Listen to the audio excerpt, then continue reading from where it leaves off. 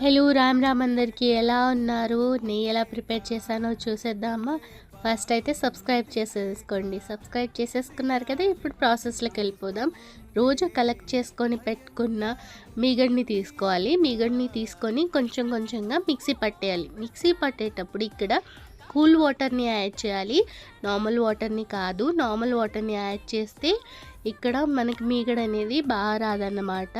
ఇక్కడ చూసారా మీగడ ఎంత వచ్చిందో నాకైతే చాలా ఎక్కువ వచ్చింది 1 మంత్ది కాబట్టి. ఈ మీగడనంతా నేను ఒక పెద్ద గిన్నెలో తీసుకున్నాను. పెద్ద గిన్నెలో తీసుకుంటే మనకి కలపడానికైనా కానీ అది పొంగినప్పుడు చాలా బాగుంటుందన్నమాట. మనకి వేస్ట్ అనేది తక్కువ వస్తుందన్నమాట.